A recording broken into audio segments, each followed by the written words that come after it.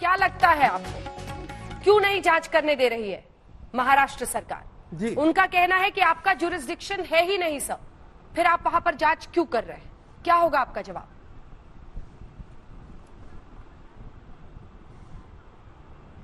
देखिए बहुत सिंपल बात है। मैं बहुत सिंपल ढंग से बात करता हूं, बहुत सिंपल ढंग से अपनी बात रखता हूं।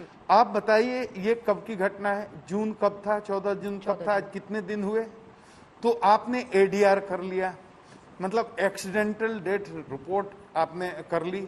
उसको हम लोग अपने यहाँ यूडी केस कहते हैं, अप्राकृतिक मृत्यु का कांड आपने दर्ज कर लिया, उसकी इंक्वायरी कर रहे हैं आप। इतने दिन हो गए और आपने किया क्या है?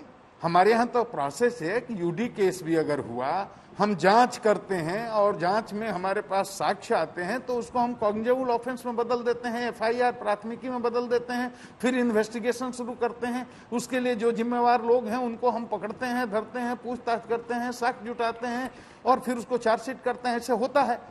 तो मुंबई पुलिस ने जो एडीआर दर्ज किया उसका नतीजा ही नहीं कुछ आया और आप ये करें कि हमारा जुरिस्डिक्शन नहीं है। ये तो एक्यूज की भाषा है। ये तो वो रिया चक्रवर्ती बोल रही हैं, सुप्रीम कोर्ट में यही बात वो कह रही हैं कि बिहार पुलिस ने केस क्यों दर्ज किया, बिहार पुलिस क्यों जांच करेगी, बिहार पुलिस को एफआईआर भेज दीजिए, बोलिए भेज दे, वो मुंबई पुलिस ही जांच करेगी, हमारे मामले का जांच बिहार पुलिस नहीं करेगी।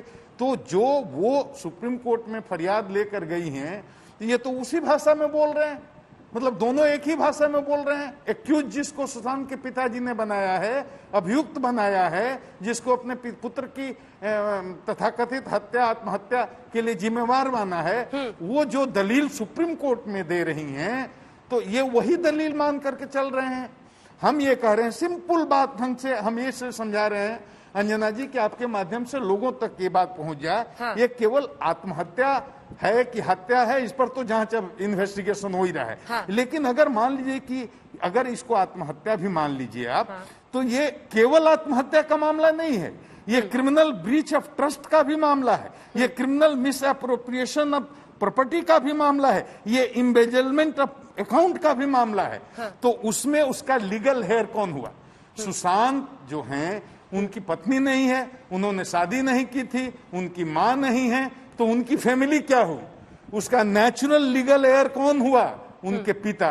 वो वृद्ध हैं, लाचार हैं, बीमार हैं, मिडिल क्लास से आते हैं, पटना में रहते हैं, तो वो नुकसान किसका हुआ? उनका।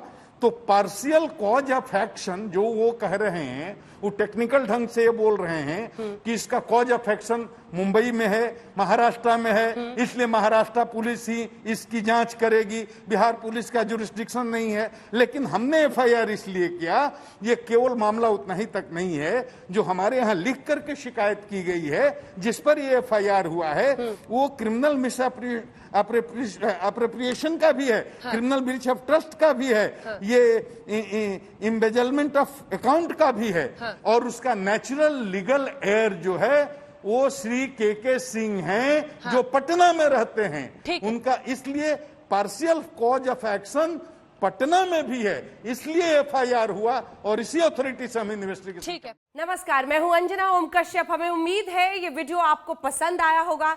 लेटेस्ट खबरों के लिए यूं ही देखते रहिए आज तक, और इस वीडियो के पसंद आने पर लाइक, शेयर एंड सब्सक्राइब करना ना भूलें।